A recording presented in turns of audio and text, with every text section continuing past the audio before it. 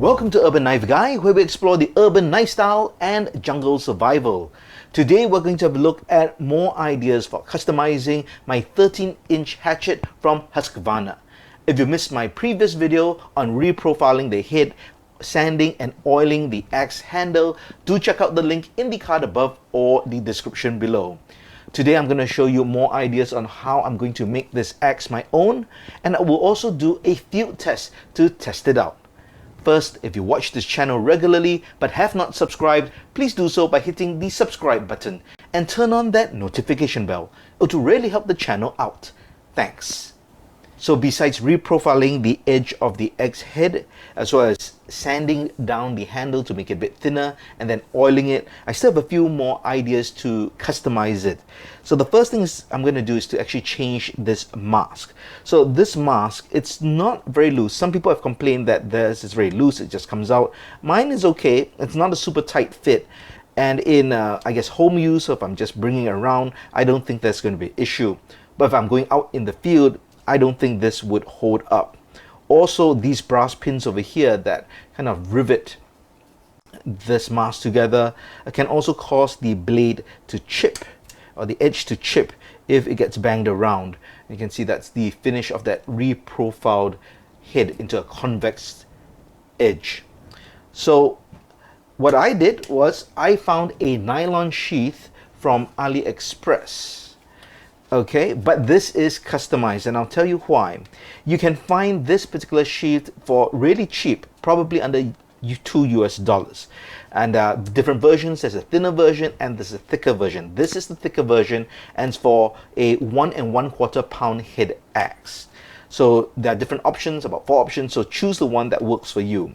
However, I should let you know two things. Now, the first thing is, while the sheath does fit the axe head in terms of shape pretty well, and you can close it up, the actual strap or the closure here is not big enough. You can see this is the original closure.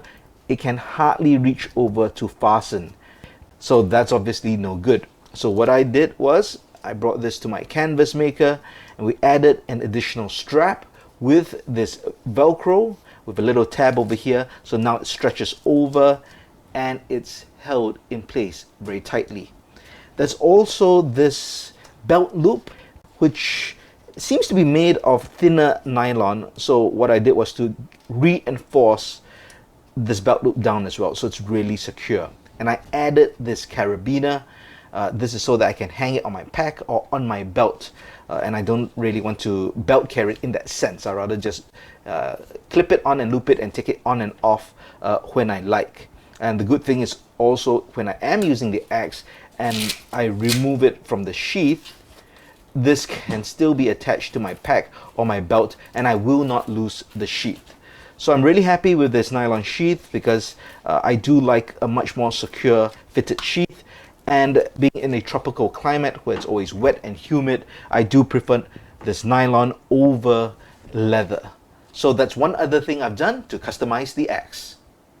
Next, to make the axe look even more handsome and to add some functional value, I got this Overstrike Guard. So this is really made out of leather, and is made by a company called Turban, or this brand Turbon, maybe Turbon, is out of China. And this basically fits over the handle and is designed to protect the handle from overstrikes. I also think it gives a nice grip when I hold it tight, and personally I like the aesthetic look. Some people do not like these Overstrike guards. Some people wrap paracord. I think this just gives it a nice kind of I don't know, rugged look. So, but one tip I should mention is, when I got this, and other people have mentioned this as well, it tends to be quite hard, and the straps also tend to be quite hard. So if you pull too tight, they may actually break. So what I did was get some leather conditioner, and I soaked it in, cleaned it up, soaked it in twice to really make it more supple, to make it more pliable, and it's much easier to use. And here we have the hatchet with that Overstrike Guard on. You have to admit, that looks pretty sweet, right? And with that mirror finish and the overall look and that well-oiled handle, I think this looks really nice. But aesthetics aside, it is time to bring this out in the field and to actually use it and to test it, and then I'll give you my final thoughts and also how I prepared myself in using this hatchet. So let's get out to the field.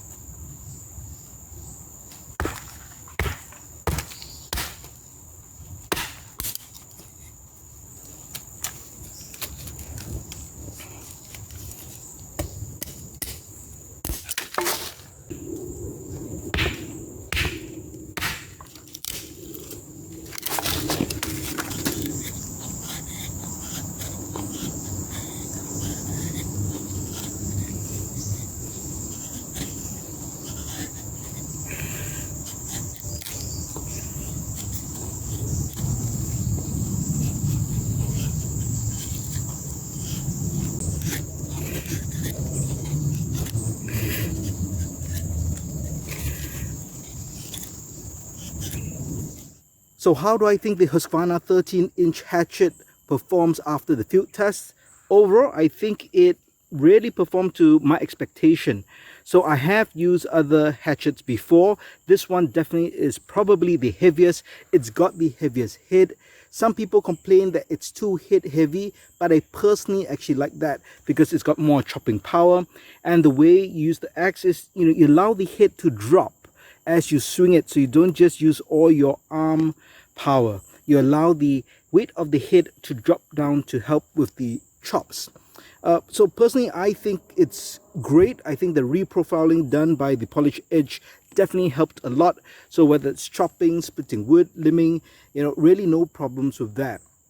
When it came to carving, maybe I'm not so used to feather sticking with an axe. Definitely in this case that Overstrike Guard would hinder that process because one, it makes it thicker, and second, as you're doing prolonged feather sticking, these leather straps here would bite into your hand. It's not very comfortable. So if you really want to use this for carving and feather sticking, you probably would not want this sort of a guard. Maybe you could paracord it if you want, or you don't even have a guard. For my purposes, I don't see myself using this to feather stick. I do have my knives for that. And generally why I think this weight and size hatchet works for me is because it complements my current hiking and camping and bushcraft gear. So my main survival tool is still my parang. So this is an 8-inch parang. It can chop, it can slice, it can batten, it can basically do lots of stuff.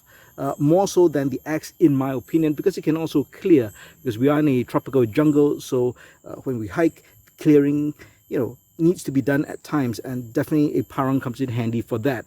And this is basically an all-round survival knife. However, if I do want some chopping power and I do not want to use my parang because I consider that my primary tool and I do not want to overstress it, then definitely I can see an axe or hatchet like this come in. And because if it is heavier, it can chop harder. It complements my parang, because if it was just the same weight and has the same chopping ability as the parang, then it's pointless. So this is really more firepower, so to speak. So definitely as a complement to my current bushcraft kit, I think this works.